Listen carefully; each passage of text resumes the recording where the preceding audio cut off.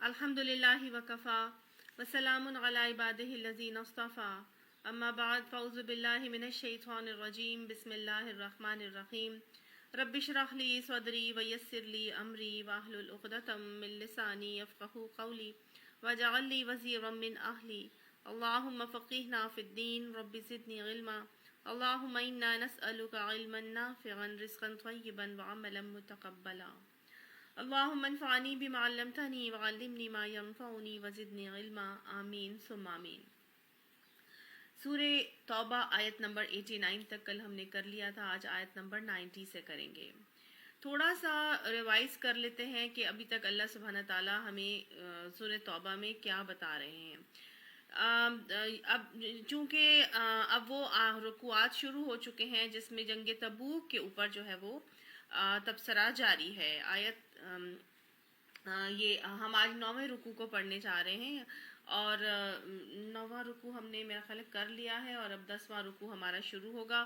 اور اب تک اللہ سبحانہ تعالیٰ نے جہاد پر نہ جانے والے منافقین کے رویے دکھائے تھے، ٹھیک ہے، اور پھر آپ صلی اللہ علیہ وسلم کو بتایا کہ آپ صلی اللہ علیہ وسلم کو ان منافقین کے ساتھ اب کیا کرنا چاہیے جب آپ واپس پلٹ کر جائیں گے۔ آپ صلی اللہ علیہ وسلم نے اللہ تعالیٰ نے منافقین کے کچھ کردار بھی دکھائے جنہوں نے مال ہونے کے باوجود بھی جہاد بالمال نہ کیا اور اس سے رکے رہے، خود بھی نہ گئے اور مال بھی نہ دیا، بلکہ الٹا مذاق اڑانے کا رویہ اختیار کیا۔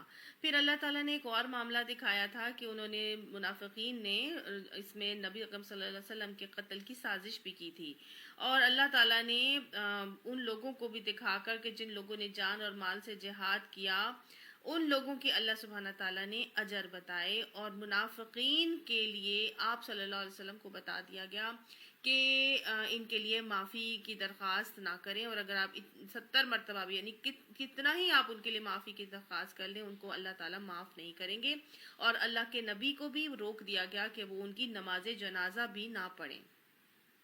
اب یہی تبصرہ جو ہے وہ جاری ہے، اور آگے بھی اب جنگ تبوک کے بعد کے جو حالات ہوئے ان کے جو آپ صلی اللہ علیہ وسلم واپس پلٹ کے گئے تو پھر وہ کیا کیا معاملات ہوں گے، اب ہم انشاءاللہ اس کو آگے پڑھیں گے۔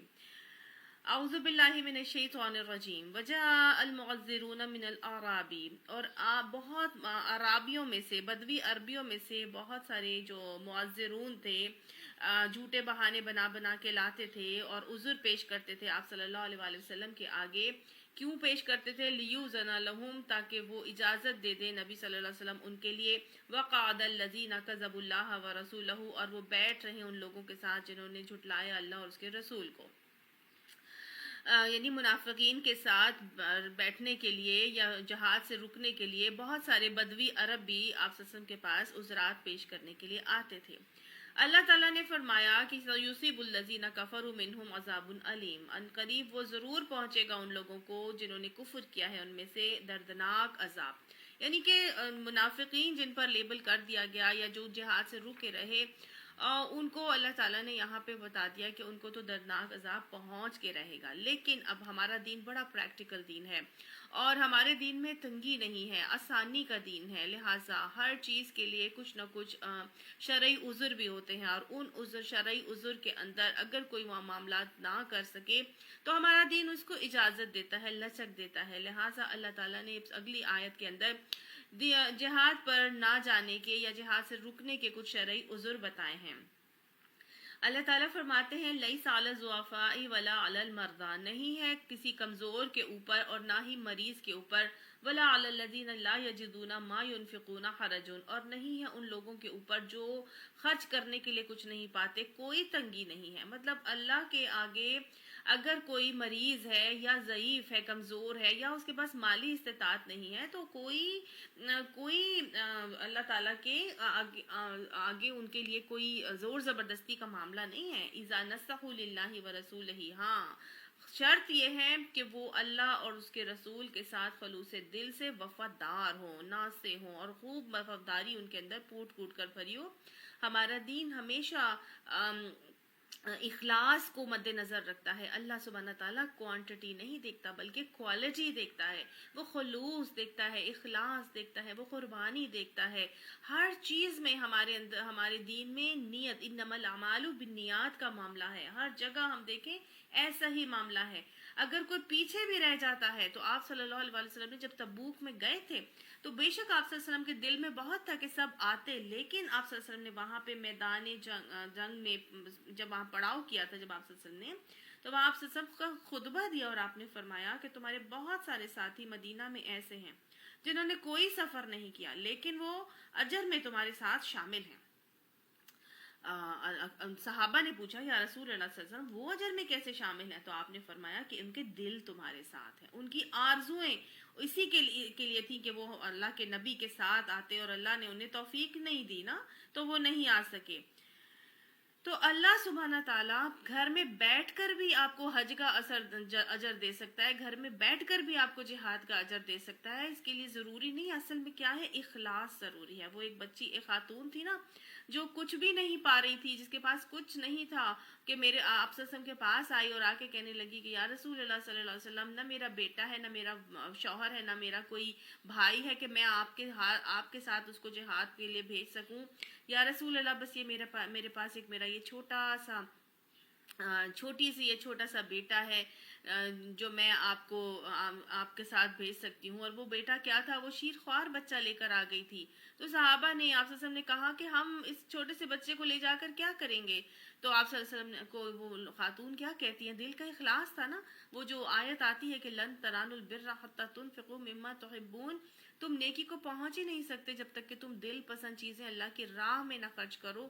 تو بس ان کے لیے دل پسند اپنا محاسبہ کر کے دیکھتی ہے, میرا دل پسند چیز تو میرا بس ایک جگر کا ٹکڑا ہی ہے, یہی ہے جو میں جہاد فرض عین ہو گیا ہے, میں خود بھی نہیں جا سکتی, میں اپنے میرے پاس کوئی جوان ہاتھ بھی نہیں کہ وہ نبی صلی اللہ علیہ وسلم کی معاونت کے لیے میں بھیج سکوں. تو نبی صلی اللہ علیہ وسلم کو جا کے وہ یہی کہتی ہے کہ یا رسول اللہ صلی اللہ علیہ وسلم, بے شک اس کے ہاتھ اتنے مضبوط نہیں ہے کہ یہ آپ کے لیے تلوار چلا سکے یا یہ آپ کے لیے حفاظت کا کام کر سکے. تو یا رسول اللہ کم سے کم اتنا ضرور ہے کہ جب آپ کی طرف کوئی تیر آنے لگے تو اس کو اس تیر کے لیے اپنے لیے ڈھال بنا لیجیے گا.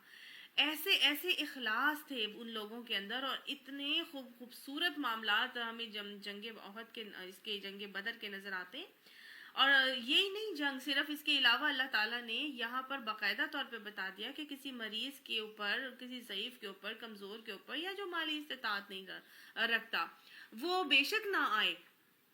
لیکن پھر بھی اتنی بڑی چھوٹ کے باوجود, جو یہ چھوٹ تو پہلے بھی دی گئی تھی, لیکن پھر بھی ہم دیکھتے ہیں کہ کس طرح کے واقعات نظر آتے ہیں.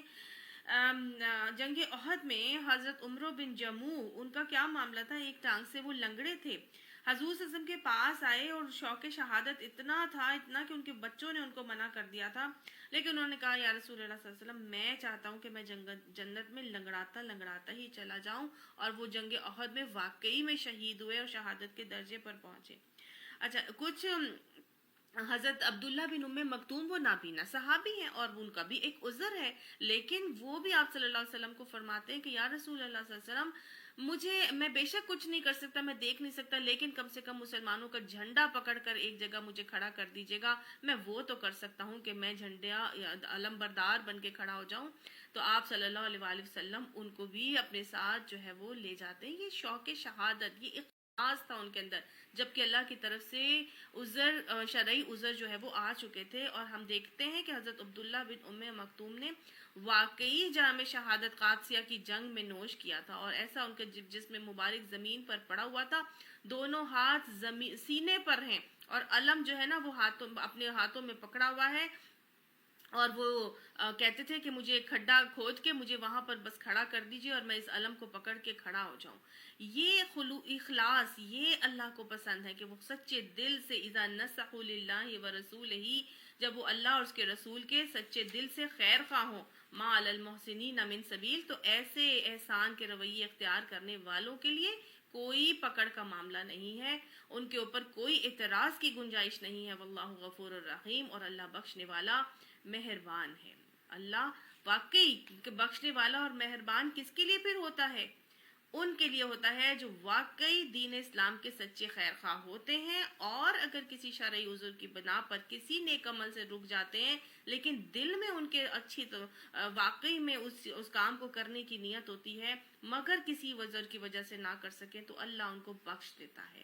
اس بارے میں یہ بات ہم ہر طرح سے لگا سکتے ہیں۔ ایک خاتون ہے جو بہت زیادہ دین کی طرف آنا چاہتی ہے لیکن اس کے شوہر بہت سخت ہے اور اس کو نہیں آنے دیتا، اور جبرن اس کو جو ہے وہ طلاق کی دھمکی دے دیتا ہے کہ اگر تم نے جو ہے وہ قرآن کی کلاس میں گئی یا تم گھر سے باہر نکلی یا تم نے پردہ کیا تو میں تمہیں طلاق دے دوں گا۔ تو ایسے لوگ کیا ہیں، وہ وہ ضعیف ہے نا، وہ کمزور ہیں، وہ نہیں کر سکتے، اپنے گھر کو تو نہیں وہ توڑ سکتی۔ تو اللہ تعالیٰ پھر دل میں تو اس کے ہے نا کہ میں قرآن کلاس میں جاؤں یا میں تعلیم کے لیے، اس کی نفاذ کے لیے، اشاعت کے لیے، تبلیغ کے لیے، اس کو حاصل کرنے کے لیے اللہ کی انصار اللہ بن جاؤں، تو پھر اگر وہ دل سے یہ چاہ رہی ہو لیکن اس کو کوئی شرعی عذر آ جائے تو پھر کیا ہے، اللہ تعالیٰ بخشنے والا اور مہربان ہو جاتا ہے۔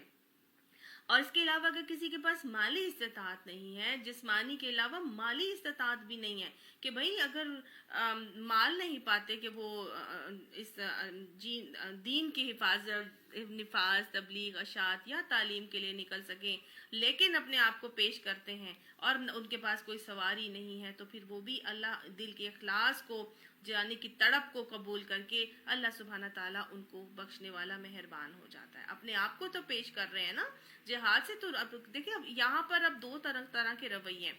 کچھ کیٹیگریز ایسی ہوتی ہیں کہ جو واقعی میں بیمار ہوتا ہے، واقعی میں مریض ہوتا ہے اور واقعی میں اس کے پاس یہ شرعی عذر اصل میں حقیقتاً ہوتے ہیں، لیکن کچھ وہ ہوتے ہیں جو اسی وقت بیمار ہوں گے، اسی وقت ان کو وہ پرابلم آئے گی یا اسی وقت وہ مریض بنیں گے تو وہ کہیں گے ہائے اللہ شکر ہے کہ یہ بیماری اس وقت آئی، جانا تو نہیں نہ پڑے گا، شکر ہے میں بیمار ہی ہوگی، مجھے گھر پہ ہی بیٹھنا پڑا، میں جا ہی نہ سکی، شکر ہے میں نے یہ نکاح۔ کچھ ایسے ہوں گے جو کہیں گے اللہ یہ بیماری بھی ابھی آنی تھی، ابھی ہی آنی تھی، یہ مسئلہ بھی ابھی ہی ہونا تھا۔ اور تیسری کیٹیگری وہ بھی ہوگی جو کہے گی اللہ میں تو نہیں جا سک رہی، میں تو نہیں یہ کر سکی، میری جگہ تم چلی جاؤ، جاؤ تم یہ میرے سے پیسے بھی لے لو، یہ سواری بھی لے لو، جاؤ تم یہ چلی جاؤ۔ تو دلوں کے حال جو ہے نا وہ ڈیفرنٹ ہے۔ اللہ سبحانہ تعالیٰ نے ایسے محسنین کے اوپر کوئی اعتراض کی گنجائش نہیں رکھی جو خود بھی سچے دل سے اللہ کے اور اس کے رسول کے خیر خواہ ہوں گے اور دوسری طرف جو ہے وہ لوگوں کو دوسری طرف لے کے جانے کے لیے مائل کرنے والے ہوں۔ تو یہ ان کا اخلاص تھا جو واقعی اللہ کو بہت پسند تھا۔ آگے اللہ سبحانہ تعالیٰ فرماتے ہیں، دیکھیں یہی تو بیسیکلی بات تھی، یہ عرب کے لوگ پوری دنیا پر غالب کیوں آئے تھے؟ کیونکہ یہ معذور ہونے کے باوجود، اور آج ہم مملوک کیوں ہو گئے ہیں؟ کیونکہ ہمارے معاشرے میں اکثریت کی تعداد جو ہے نا وہ عذرات تراش کرنے والوں کی ہے، شامل ہونے سے اپنے آپ کو محفوظ رکھنے کا رویہ اختیار کرتے ہیں۔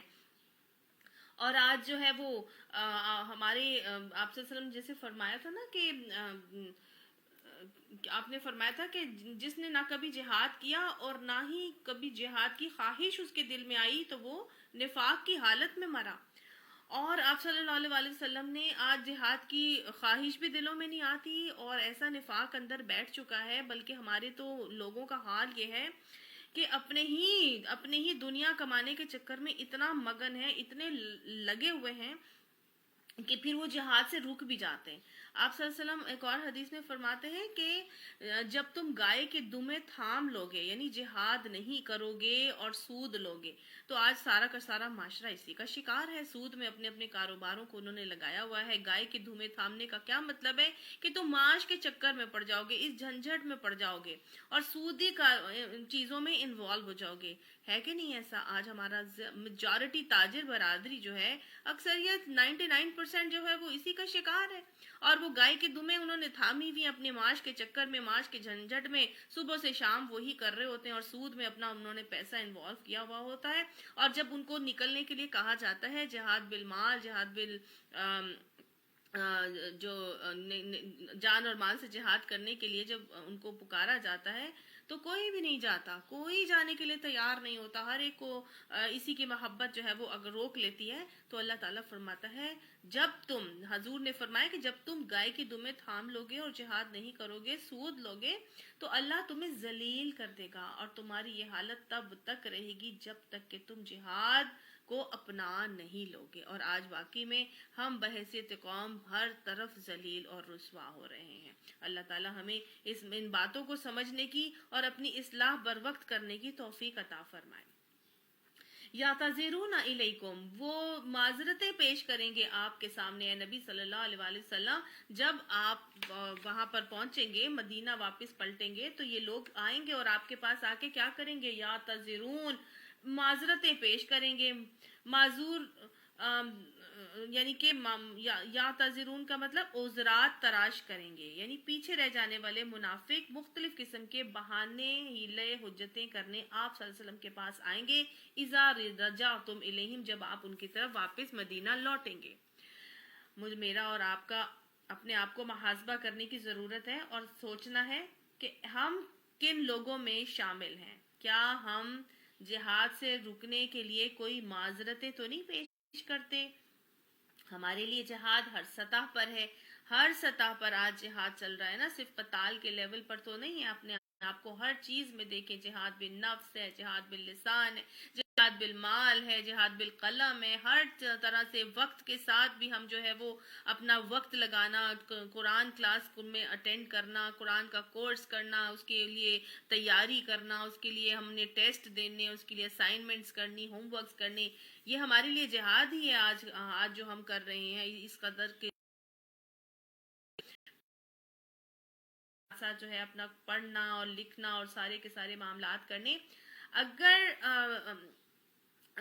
ہم اپنا محاسبہ کریں، ہم بھی مختلف قسم کے عذرات تراش کرنے والوں میں شامل ہیں، اور ہم بھی اکثریت ہم میں سے ایسی ہو کہ جو بہانے نہیں کر سکتی، اب وہ نہیں کر سکتی، ہمارا کیا رویہ ہے، ہم کس جگہ پہ اپنے آپ کو پاتے ہیں، کہیں ہم یعتذرون میں شامل تو نہیں ہیں؟ قل، آپ صلی اللہ علیہ وسلم ان سے کہہ دیجئے، لا تعتذروا، تم کوئی بہانے پیش نہ کرو، بہانے نہ کرو، لن نؤمن لکم، ہم تمہارے بہانوں پر اعتبار نہیں کریں گے، ان پر ایمان نہیں لائیں گے، ان کو نہیں مانیں گے۔ قد نبأنا اللہ من اخبارکم، اللہ نے ہم کو تمہارے حالات بتا دیے۔ وسیر اللہ عملکم ورسولہ، اور ان قریب وہ دیکھے گا اللہ تمہارے عمل اور اس کا رسول بھی تمہارے عمل دیکھے گا کہ تم کیا کرتے ہو۔ ثم تردون الی عالم الغیب والشہادۃ، اور پھر تم لوٹائے جاؤ گے اللہ سبحانہ تعالیٰ کی طرف جو کھلے اور چھپے سب بما کنتم تعملون، پھر وہ تمہیں بتا دے گا کہ تم کیا عمل کرتے رہے ہو۔ تو گویا اللہ سبحانہ تعالیٰ کی طرف ہر ایک کو پلٹایا جانا ہے، کسی معذرتیں پیش کرنے سے یا بہانے لگانے سے کوئی سچا نہیں بن جاتا۔ اللہ سبحانہ تعالیٰ نے نبی صلی اللہ علیہ وسلم کو بتا دیا، ان کے عذرات کو قبول کرنے کی ضرورت نہیں ہے، ان کی کسی بات کا اعتبار کرنے کی ضرورت نہیں ہے۔ اللہ نے دیکھنا ہے کہ اب تمہارا کیسا طرز عمل رہتا ہے، اب تم کیا کرتے ہو۔ جب تم پلٹائے جاؤ گے تو جو تم نے کیا ہے اس کا معاملہ تمہارے ساتھ اللہ خود ہی دیکھ لے گا کہ تم کیا کرتے رہے ہو۔ گویا اللہ سبحانہ تعالیٰ نے کہا کہ ہم ہر چیز کھلے چھپے سب جو تم نے چھپا کر کی ہے نا، اللہ تعالیٰ قرآن پاک میں فرماتا ہے وَنَكْتُبُ مَا قَدَّمُوا وَآثَارَهُمْ، ہم لکھوا رہے ہیں، ہم ہر چیز تمہاری جو تم چھوڑ رہے ہو نا آثار اپنے، اللہ لکھوا رہا ہے۔ اللہ سب کچھ جو ہے وہ ہماری محفوظ کروا رہا ہے۔ اور یہ فَيُنَبِّئُكُمْ کا معاملہ کیسے کرے گا، کیسے بتایا جائے گا؟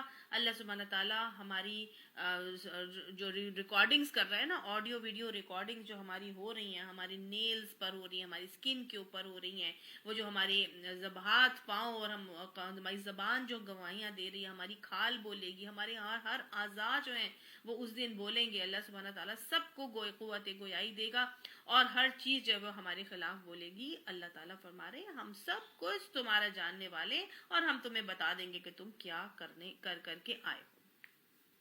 اللہ اس دن ہمیں معاف فرما دیجیے گا، اور اللہم حاسبنا حسابا یسیرا، ہمارا آسان حساب لے لیجیے گا۔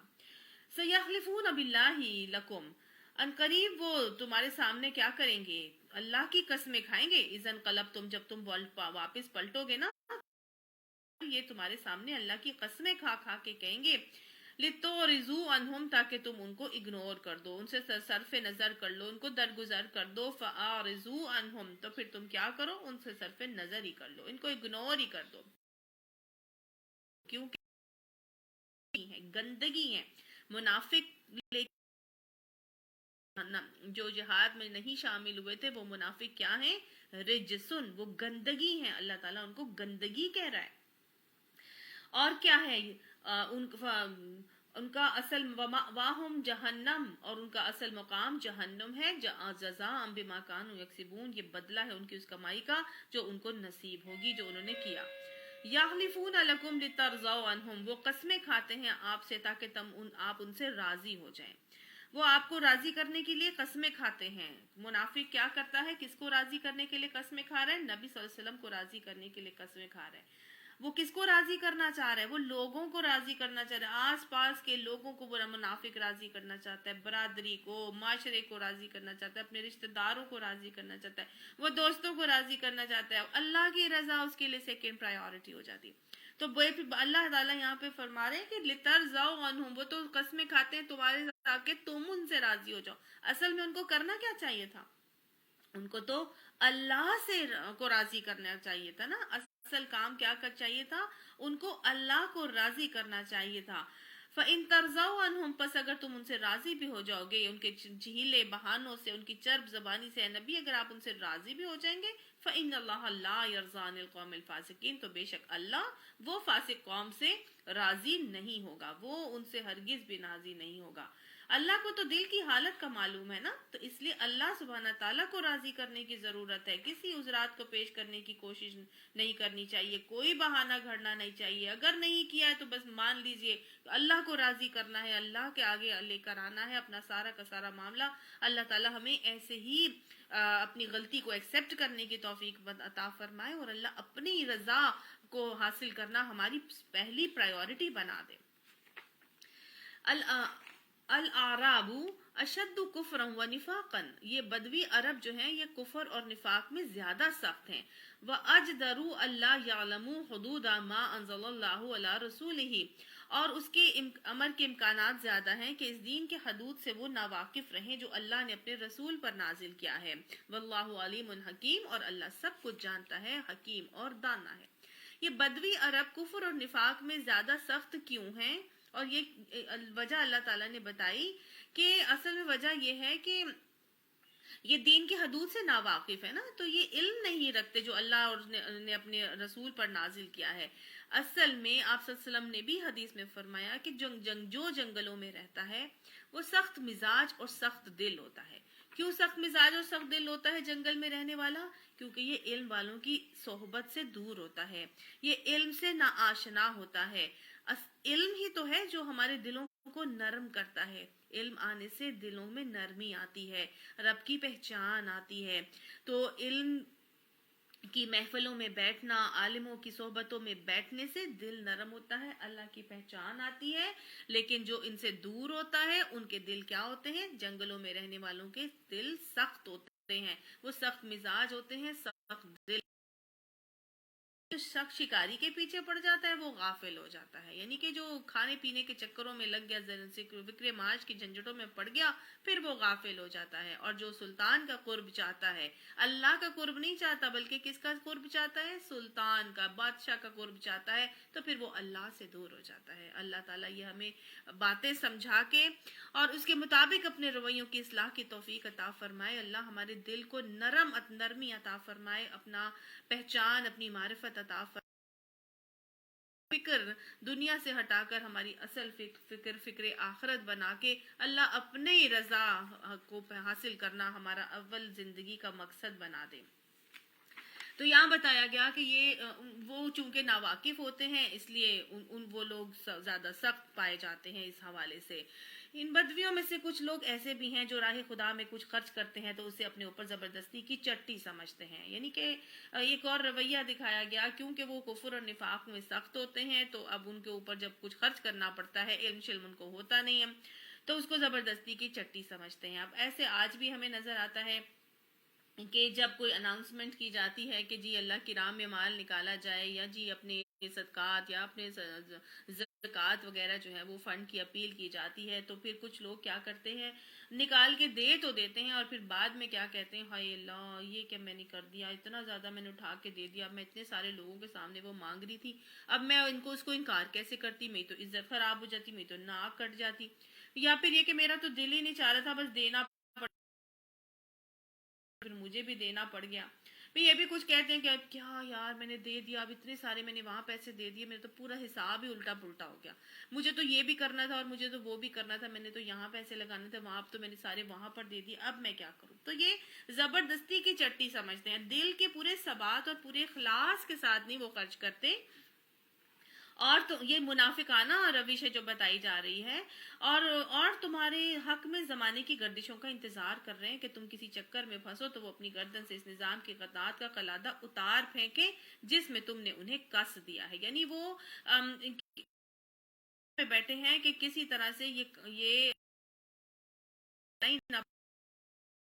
اس چیز سے روک ہی دیں، حالانکہ بدی کا چکر خود انہی پر مسلط ہے۔ اللہ تعالیٰ فرماتے ہیں یہی خود ہی اپنی بدی کے چکر میں پھنس گئے ہیں، نفاق کی برائی کے لوگ جو ہے روگ میں یہ خود ہی پھنسے ہوئے ہیں۔ اللہ تعالیٰ سب کچھ سنتا اور جانتا ہے۔ انہی بدویوں میں سے کچھ لوگ ایسے بھی ہیں جو اللہ اور روز آخر پر ایمان رکھتے ہیں، یعنی کہ ہر جگہ ایک جیسے سارے لوگ نہیں ہوتے، بلکہ اللہ کچھ ایسے بھی ہوتے ہیں جو اللہ اور روز آخر پر ایمان رکھتے ہیں، اور جب اللہ اور روز آخر پر ایمان رکھتے ہیں تو ان کا ایمان اتنا راسخ ہوتا ہے، فکر آخرت ان پر اتنی غالب ہوتی ہے کہ وہ خرچ کرنے کو زبردستی کی چٹی نہیں سمجھتے، وہ اپنے جو نظام جو اللہ اور اس کا رسول دیتا ہے اس کی اطاعت کا قلادے کو اپنی گردنوں سے نکالنا نہیں چاہتے، بلکہ وہ کیا کرتے ہیں، جو خرچ کرتے ہیں اسے اللہ کے ہاں تقرب کا اور رسول صلی اللہ علیہ وسلم کی طرف سے رحمت کی دعائیں لینے کا ذریعہ بناتے ہیں۔ ان کو معلوم ہوتا ہے کہ خرچ کرنے سے ہم اللہ کا تقرب بھی پائیں گے اور رسول اللہ صلی اللہ علیہ وسلم سے ہمیں رحمت کی دعائیں بھی ملیں گی۔ پہلی بات تو یہ سمجھ میں آ رہی ہے کہ جو لوگ اللہ کی رضا کے لیے خرچ کرتے ہیں انہیں اللہ کا قرب بھی ملتا ہے، اور نبی صلی اللہ علیہ وسلم کی رحمت اور اللہ کی ان کی دعائیں بھی جو ہیں وہ ان کے حق میں آتی ہیں، اور جنت میں داخلہ ان کے لیے آسان ہو جاتا ہے۔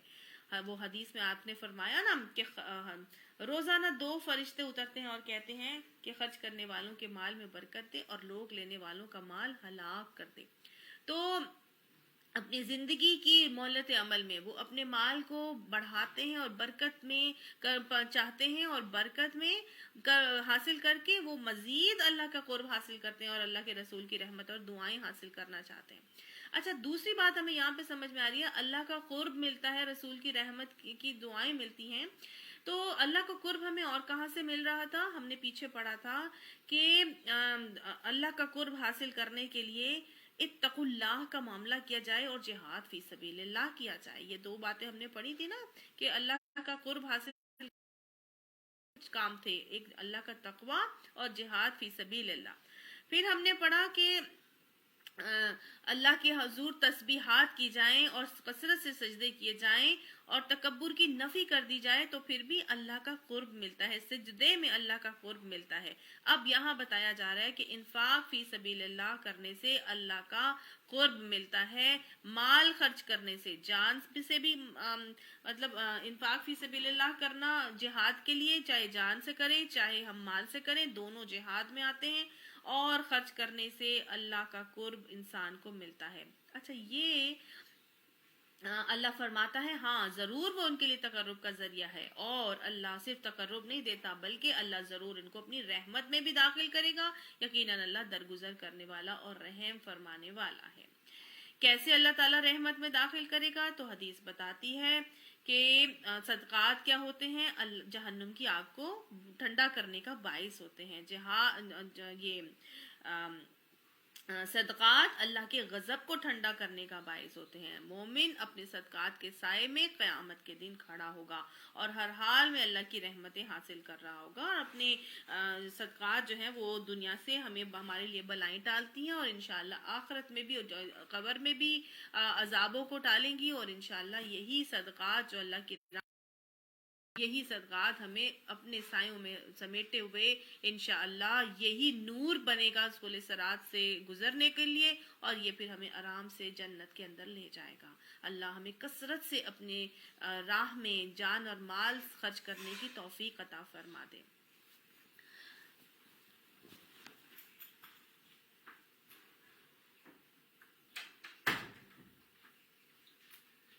والسابقون الاولون من المہاجرین والانصار، اور مہاجرین اور انصار میں سے جو سبقت لے کر گئے، جنہوں نے دعوت ایمان لانے میں سبقت کی، سابقون الاولون بنے، والذین اتبعوہم باحسان، اور وہ جو ان کے بعد نیکی کو احسان کے ساتھ ان کے پیچھے آئے، رضی اللہ عنہم ورضوا عنہم، وہ اللہ سے راضی ہو گئے اور اللہ ان سے راضی ہوا۔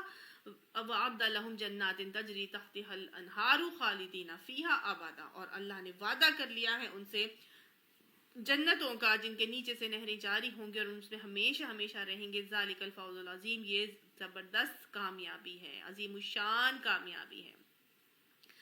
اللہ تعالیٰ نے فرمایا کہ سابقون الاولون، جو مہاجرین ہیں جو انصار ہیں، یہ سابقون کون ہیں؟ یہ سابقون وہ لوگ ہیں جو یعنی کہ مفسرین اس کے حوالے سے مختلف لوگوں کو سابقون الاولون میں شامل کرتے ہیں۔ ایک تو یہ جو قرآن بتا رہا ہے مہاجرین اور انصار میں سے ہیں، ٹھیک ہے۔ کچھ کہتے ہیں کہ یہ وہ لوگ ہیں جنہوں نے مکہ میں دعوت ایمان لانے میں سبقت حاصل کی، اور وہ جو مدینہ میں اسلام لانے میں جنہوں نے سبقت حاصل کی۔ تو اس حوالے سے وہ مہاجرین اور انصار یعنی وہ مسلمان جو تحویل قبلہ سے پہلے جنہوں نے اسلام قبول کر لیا تھا، ان میں یہ لوگ شامل ہیں، ٹھیک ہے۔ کچھ کہتے ہیں کہ وہ ہیں ان میں سے جنہوں نے مدینہ کی طرف ہجرت کی تھی، صرف وہی اس میں آئیں گے۔ کچھ کہتے ہیں وہ لوگ سب کے سب اس میں شامل ہیں جنہوں نے بیعت رضوان میں حصہ ڈالا تھا، کیونکہ ان کے ساتھ بھی اللہ نے یہی وعدہ کیا تھا کہ اللہ ان سے راضی ہو گیا اور وہ اللہ سے راضی ہو گئے، ٹھیک ہے۔ تو یہ سرٹیفکیٹ جو اللہ نے اپنی رضا کا دیا ہے، یہ کس کے لیے ہے؟ یہ ان سابقون الاولون کے لیے ہے۔ کیا صرف سابقون الاولون وہی تھے؟ وہی سابقون الاولون تھے؟ اللہ سبحانہ تعالیٰ نے ہمیں یہاں پر ڈس اپوائنٹ نہیں کیا، ہمیں یہاں پر ہمیں ڈس اپوائنٹ ہونے کی ضرورت نہیں ہے کہ اللہ صرف وہی تھے اور انہی کے لیے یہ سارے کے سارے وعدے کیے جا رہے ہیں، بلکہ جیسے کہ ہم پڑھتے ہیں سورہ واقعہ میں، والسابقون السابقون اولئک المقربون فی جنات النعیم ثلۃ من الاولین وقلیل من الآخرین۔ سابقون السابقون کون ہے؟ وہی تو مقرب لوگ ہیں جن جنتوں میں ہوں گے نعمت بھری، اور یہ پہلوں میں سے زیادہ ہوں گے لیکن بعد والوں میں سے بھی ہوں گے لیکن کم ہوں گے۔ تو اللہ نے یہاں پر یہی بتایا، بعد والے ہوں گے لیکن کم ہوں گے، لیکن وہ ان کا رویہ کیا ہوگا؟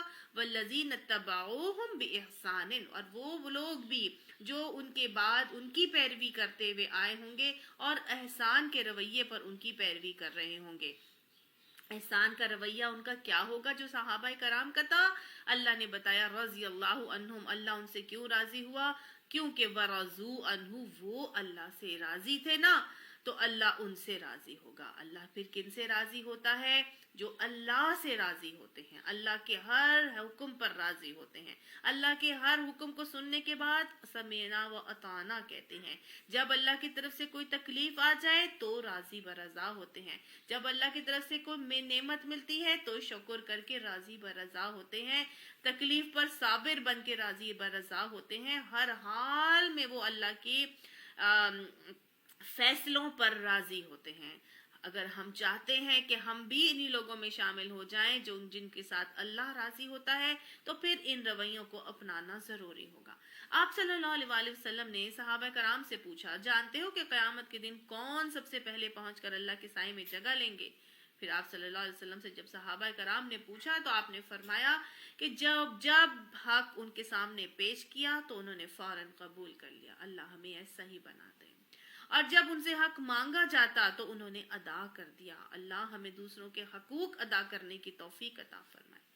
اور ان کا کیا رویہ تھا؟ جو اپنے لیے پسند کیا وہی انہوں نے دوسرے کے لیے بھی پسند کیا، گویا وہ ہر حال میں فاستبقوا الخیرات کرنے والے ہوں گے، قرآن کو سمجھنے میں، قرآن پر عمل کرنے میں، قرآن کے دین کے نفاذ میں، دین کی تبلیغ میں، دین کی اشاعت میں، حقوق اللہ میں، حقوق العباد میں، ہر چیز میں وہ آگے بڑھ کے اب عمل کرنے والے ہوں گے، راضی برضا رہ کر اعمال کرنے والے ہوں گے. تو بس یہی اللہ سبحانہ تعالیٰ فرماتا ہے کہ پھر وَأَعَدَّ لَهُمْ جَنَّاتٍ، اللہ نے وعدہ کر لیا ان کے لیے جنات کا، باغات کا. اگر میں اور آپ چاہتے ہیں تو پھر مجھے اور آپ کو بھی انہی رویوں کو اپنانا ضروری ہے، کیونکہ اللہ ایسے ہی رویوں کے والوں کے ساتھ اپنے رضا کا ٹائٹل عطا فرماتا ہے، یہ سرٹیفکیٹ عطا فرماتا ہے، اور ان کے لیے جنات اور باغات کا وعدہ کرتا ہے جن کے نیچے نہریں بہہ رہی ہوں گی اور میں ہمیشہ ہمیشہ رہیں گے. اور یہی عظیم الشان کامیابی ہے. اللہ یہ عظیم الشان کامیابی ہم سب کو عطا فرما دے، ہماری اولادوں کو عطا فرما دے، ہمارے آباء و اجداد کے ساتھ ہم سب کو جنت الفردوس میں آپس میں ملا دے. وَمِمَّنْ حَوْلَكُمْ مِنَ الْأَعْرَابِ مُنَافِقُونَ، اور ارد گرد جو تمہارے بدوی عرب منافق رہتے ہیں نا، ان میں سے بہت سارے کیا ہیں؟ منافق ہیں. وَمِنْ أَهْلِ الْمَدِينَةِ، اور کچھ مدینہ کے اندر بھی بہت سارے منافق موجود ہیں. مَرَدُوا عَلَى النِّفَاقِ، وہ گھرے ہوئے ہیں نفاق میں. لا تعلمهم، تم انہیں نہیں جانتے. نحن نعلمهم، ہم ان کو جانتے ہیں. اور سنعذبهم مرتين، ہم ان کو 2 مرتبہ عذاب دیں گے، ان کو 2 مرتبہ قریب ہی ہم ان کو عذاب دیں گے. ثم يردون الى عذاب عظیم، پھر وہ تیسری بڑی سزا، بڑی عذاب کے عظیم کے لیے وہ پھلائے جائیں گے. تو اللہ سبحانہ تعالیٰ منافق کو دوہری عذاب کیوں دے رہا ہے یہاں پر؟ ایک تو یہ کہ یہاں پر ان کے ساتھ اللہ تعالیٰ فرماتا ہے نا کہ ان کی دنیا بھی گئی اور آخرت بھی گئی، تو وہ دنیا میں بھی رسوا ہو جاتے ہیں اور نہ ان کی دنیا بنتی ہے، اور آخرت وہ تو ان کی ہونا ہی ہونا ہے. اب دیکھیں نا دنیا کیسے جاتی ہے، دوہرا عذاب کیا ہوگا کہ جس دنیا کی محبت میں مبتلا ہو کر انہوں نے ایمان اور اخلاص کے بجائے منافقت اور غداری کا رویہ اختیار کیا نا، تو وہ ان کے ہاتھوں سے ان کی عزت چلی جائے گی، مال اور بجاؤ اور مرتبہ بھی چلا جائے گا. مطلب عزت بھی گئی، مال اور مرتبہ جاؤ اور مرتبہ بھی گیا، اور مال بھی گیا. اور پھر آخرت کے دن تو اللہ سبحانہ تعالیٰ ان کو مزید نامراد کرے گا، اور وہ پورے کے پورے حابطت اعمالہم کا معاملہ ہو کر ان کو اللہ تعالیٰ بڑے عظیم عذاب کی طرف گھیر لے جائے گا. اللہم طہر قلبی من نفاقی. وآخرون، اور کچھ اور لوگ بھی ہیں جنہوں نے کیا کیا، اعترفوا بذنوبہم، اپنے قصوروں کا اعتراف کر لیا ہے. خلطوا عملا صالحا وآخر سیئا، ان کا عمل مخلوط ہے، کچھ نیک ہے اور کچھ بد ہے. یہ بیسیکلی کچھ لوگ تھے جنہوں نے اپنا قصوروں کا اعتراف کر لیا. کون تھے یہ؟ اب یہاں پر 10 صحابہ کرام تھے، صحابہ کرام، بدری صحابہ کرام. یہ وہ تھے جنہوں نے جنگ بدر، جنگ احد اور مختلف غزوات میں آپ صلی اللہ علیہ وسلم کا بنفس نفیس حصہ لیا تھا اور ساتھ دیا تھا، لیکن ان کی ایمان میں کوئی کمزوری کمی نہیں تھی. لیکن ہوا کیا، یہ 10 صحابہ کرام، ان کے اوپر شیطان نے حملہ کر دیا، اور یہ کسی نہ کسی ریزن کی وجہ سے، سستی سے یا کسی دوسری محبت میں ان کے اوپر غالب آ گئی، اور وہ جہاد میں جانے سے رک گئے.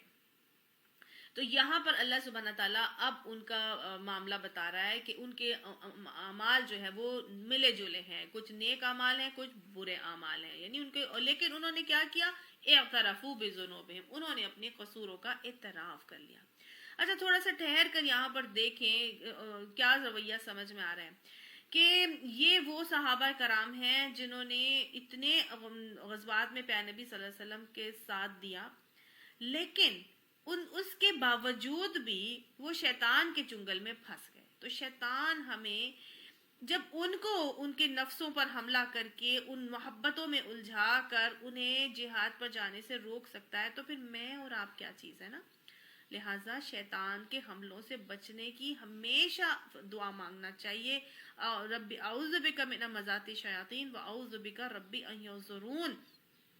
یہ ایسے لوگ تھے جن کا جو اتنے زیادہ اپر لیول پر تھے، ایمان کے اپر لیول پر تھے، علم کے اپر لیول پر تھے، اللہ کی معرفت رکھتے تھے، نبی صلی اللہ علیہ وسلم کا ساتھ ان کو تھا، اور ہر طرح سے آپ صلی اللہ علیہ وسلم کے اوپر مٹنے کٹنے اور مرنے کے لیے تیار ہو جاتے تھے. لیکن پھر جتنا زیادہ انسان اپر لیول پر ہوتا ہے، شیطان اتنا ہی بڑا چیلا اس پر مسلط کر دیتا ہے. تو کبھی بھی اپنے علم پر بھروسہ نہیں کرنا، اپنے عمل پر بھروسہ نہیں کرنا.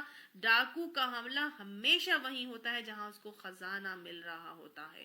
یہ ان کے پاس ایمان کا خزانہ تھا، اتنا ہی بڑا چیلا مسلط کیا گیا اور ان کو جو ہے وہ شیطان نے ان کو اپنے چنگل میں پھنسا لیا.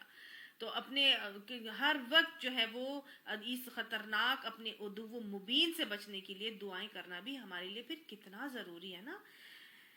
اچھا، اللہ سبحانہ تعالیٰ اب یہاں پر کیا بتا رہے ہیں؟ کچھ بعید نہیں، عسى الله ان يتوب عليهم، ہو سکتا ہے کہ اللہ سبحانہ تعالیٰ ان کے اوپر مہربان ہو جائے. ان اللہ غفور رحیم، بے شک اللہ بخشنے والا بھی ہے، رحم کرنے والا بھی ہے. اللہ نے کیوں کہا کہ اللہ ہو سکتا ہے ان کی توبہ کو قبول کر لے، ان کے لیے تواب ہو جائے اور بخشنے والا رحم کرنے والا بھی ہے؟ کیونکہ ان کا رویہ کیا تھا؟ اعترفوا بذنوبہم، انہوں نے اپنے قصوروں کا اعتراف کر لیا تھا. اب یہ دیکھیں یہاں پر یہ آیت کس کے حوالے سے آئی؟ یہ آیت بیسیکلی آئی وہ جو 7 صحابہ کرام ہیں.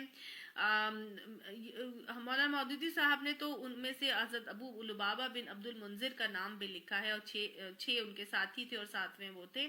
لیکن بہت ساری تاریخ کی کتابوں میں ہمیں یہ جو ابو لبابہ بن عبد المنذر کا جو رویہ جو انہوں نے یہاں پر آپٹ کیا تھا، جو باقی 6 صحابہ کرام کا بھی یہاں پہ تذکرہ جن کے ساتھ آ رہا ہے 7 کا، انہوں نے بھی ایسا ہی کیا تھا کہ ابو لبابہ بن عبد المنذر نے جب غزوہ بنو قریظہ ہوئی تھی تو اس میں ان سے ایک غلطی ہو گئی تھی اور انہوں نے نبی صلی اللہ علیہ وسلم کے راز کو افشا کر دیا تھا. تو یہ غلطی ہو گئی ان سے اور انہوں نے اپنی اس غلطی کے اوپر اعتراف خطا کر کے ندامت سے انہوں نے مسجد نبوی کے ستون سے اپنے آپ کو بندھوا لیا تھا اور انہوں نے کہا تھا کہ جب تک اللہ تعالیٰ مجھے معاف نہیں کرے گا اور میرے لیے یہ بات نہیں آئے گی کہ اللہ نے مجھے معاف کر دیا، تب تک نہ میں کھاؤں گا، نہ میں پیوں گا، نہ میں سوؤں گا، میرے لیے کھانا پینا اور سونا حرام ہے.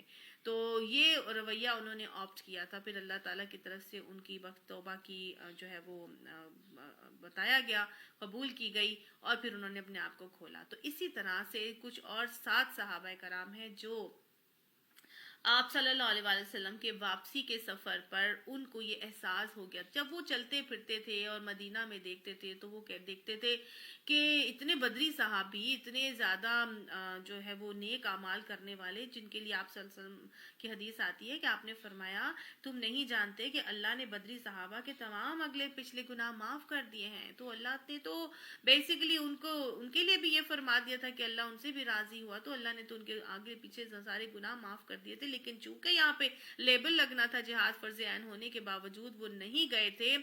اب ان کا رویہ یہ ہوا کہ جب وہ مدینہ میں چلتے پھرتے تھے اور دیکھتے تھے تو ان کو تو صرف اور صرف مدینہ میں یا تو معذور نظر آتے یا بچے نظر آتے یا پھر منافق نظر آتے اور عورتیں. تو یہ ان کے دل میں بڑی کھٹک آئی اور انہوں نے کہا ہم سے تو یہ کیا ہو گیا، ہم سے صرف سستی اور کاہلی، اور کوئی ریزن نہیں تھا ان کے پاس نہ جانے کا. اب انہوں نے اس سستی کی وجہ سے اپنے آپ کو کیا کیا، نبی صلی اللہ علیہ وسلم کے آنے سے پہلے مسجد نبوی کے ستونوں کے اوپر اپنے آپ کو بندھوا لیا اور انہوں نے یہی بھوک ہڑتال کا معاملہ کیا، نہ ہم کھائیں گے، نہ پیئیں گے، نہ سوئیں گے.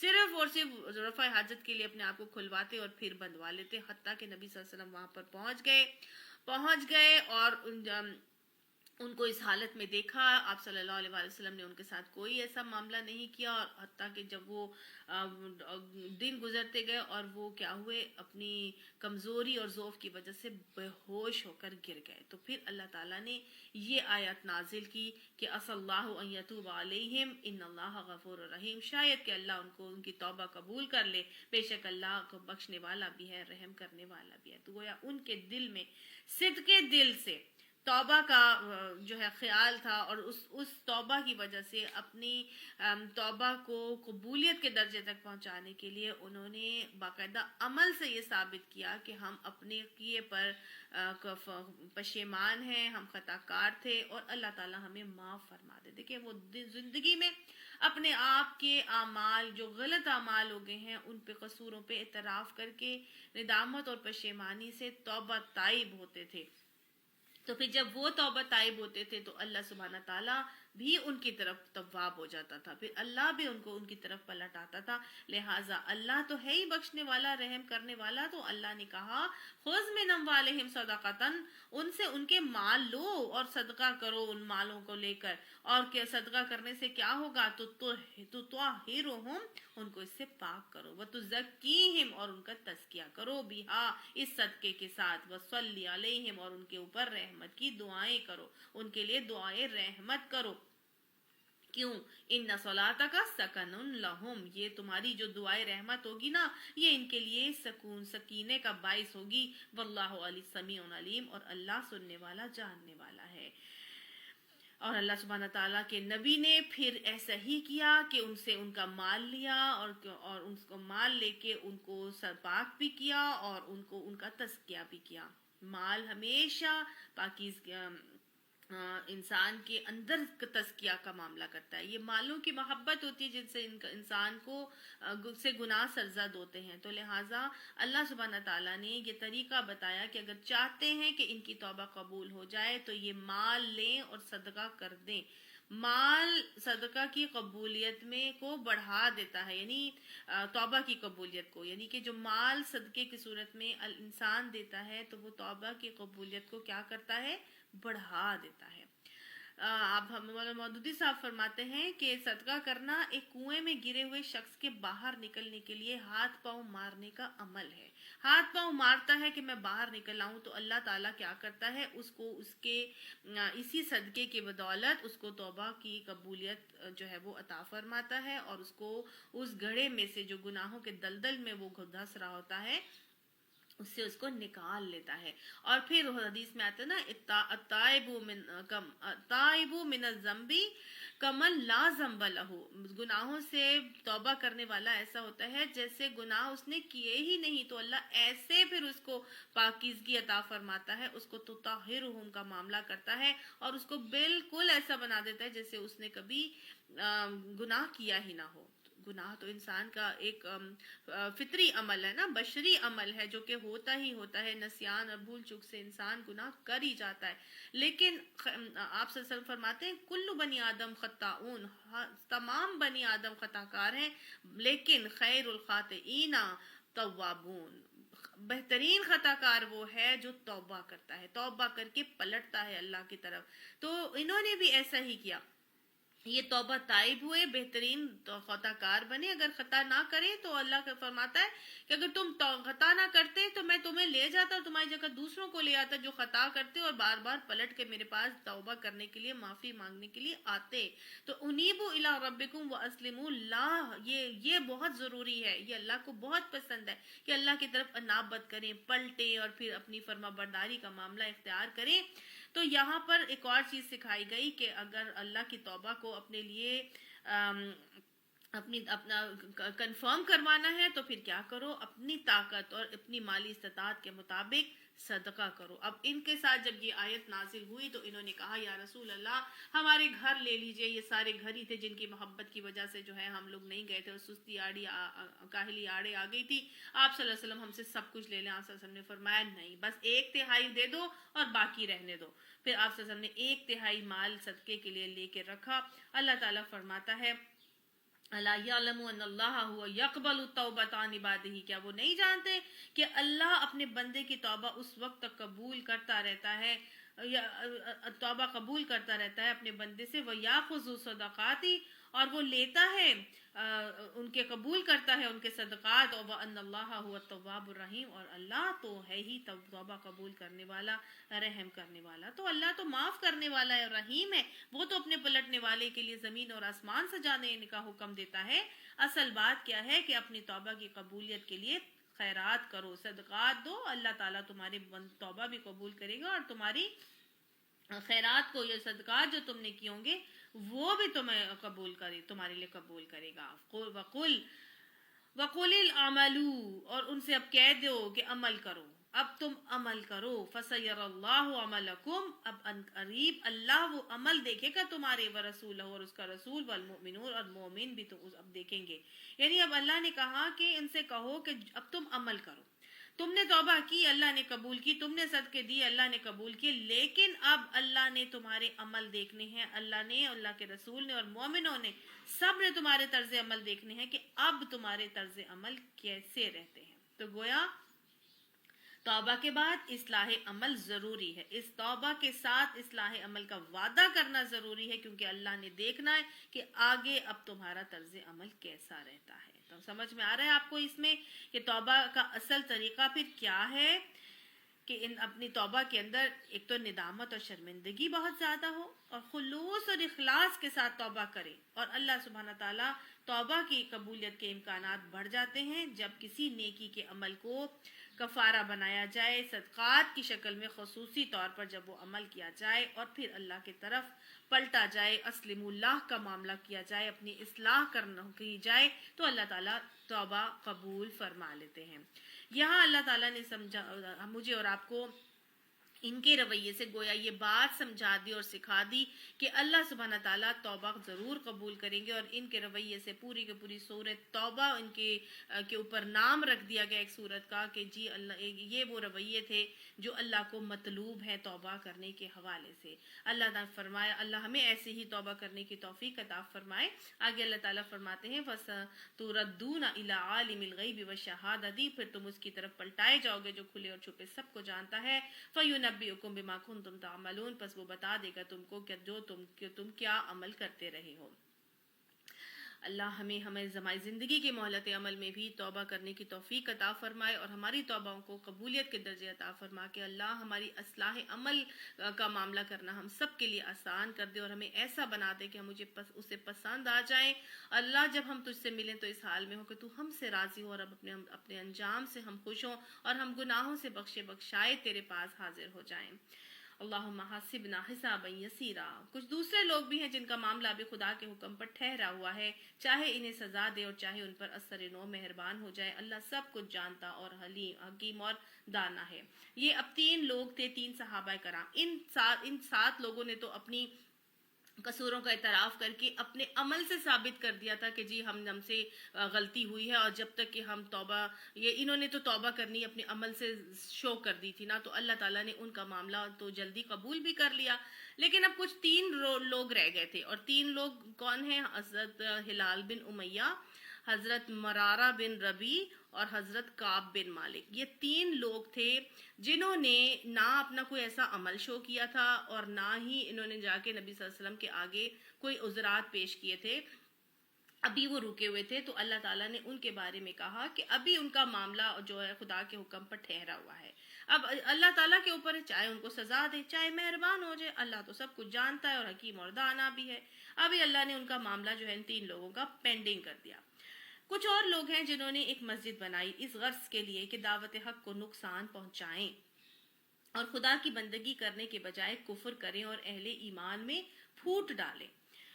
یہ کیا معاملہ تھا؟ یہ بیسیکلی آپ صلی اللہ علیہ وآلہ وسلم جب مدینہ میں آئے تو آپ صلی اللہ علیہ وسلم کے 2 حریف تھے. ایک تو سیاسی حریف تھا اور ایک مذہبی حریف تھا. سیاسی حریف کون تھا؟ عبداللہ بن ابی, جس کو بادشاہ بنانا تھا, بے تاج بادشاہ تھا وہ ان لوگوں کا, اوس اور خزرج کا, لیکن وہ بادشاہت سے محروم ہو گیا تو وہ سیاسی حریف ہے, وہ رئیس المنافقین ہوا. جو مذہبی حریف تھا یہ تھا بیسیکلی ابو عامر راہب. اس کا نام ہے ابو عامر راہب. یہ راہب کیوں تھا؟ کیوں پہلے تو یہ مشرک تھا, پھر یہ ہوا یہودی, پھر یہ عیسائی بن گیا, پھر اس نے مختلف دین اپنے چینج کیے. اب یہ کیا ہوا کہ یہ بالکل پسند نہیں کرتا تھا کہ میں حضور صلی اللہ علیہ وآلہ وسلم جو ہے نا اپنا مذہب یہاں پر پھیلا رہے ہیں اور اپنے اسلام کو فروغ دے رہے ہیں. تو اس نے مختلف قسم سے مسلمانوں کی جڑ کاٹنے کے لیے مختلف قسم کے معاملات کرنے شروع کیے, اور یہ باقاعدہ طور پر اس نے اپنا عمل وہیں پر جاری نہیں رکھا, بلکہ یہ ابو عامر جو ہے مکہ چلا گیا اور مکہ والے جو مشرکین تھے ان کے ساتھ بھی مل گیا, اور پھر اس کے بعد یہ پھر مدینہ آ گیا, اور پھر اس نے آ کر باقاعدہ طور پہ اپنے گٹھ جوڑ جو ہیں وہ رومنس کے ساتھ بھی بنا لیے، اور ہرکل کے ساتھ اور شاہ غسان کے ساتھ اس نے اپنے سارے کے سارے تعلقات قائم کیے.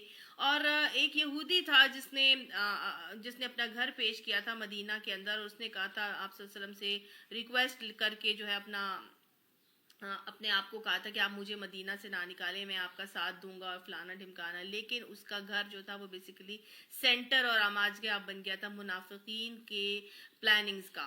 لیکن آپ صلی اللہ علیہ وآلہ وسلم نے پھر ایک صحابی کو جو ہے وہ بھیجا، اور جا کے اس کا گھر جلوا دیا گیا، اس کو گھر کو آگ لگا دی گئی.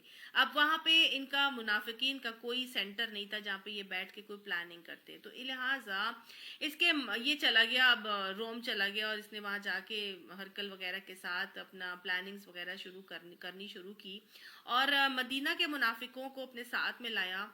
پلان انہوں نے یہ کیا کہ ہم مدینہ کے آؤٹ سکرٹ میں، تقریباً 3 میل کا فاصلہ ہے مسجد نبوی سے، بنو سالم کے علاقے میں، ہم وہاں پر ایک مسجد بنائیں گے.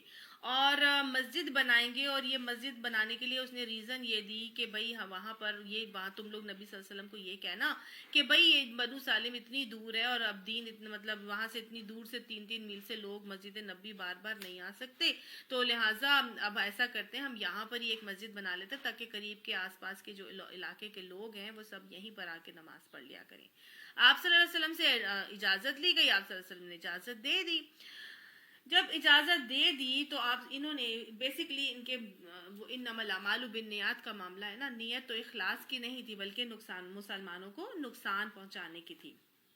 اچھا، یہ اتنا بڑا منافق ہے کہ یہ ابو عامر فاسق اس کو بلکہ کہا جاتا ہے تاریخ میں. اس کو ابو عامر راہب نہیں بلکہ ابو عامر فاسق اس کا نام جو ہے وہ مشہور کر دیا گیا ہے.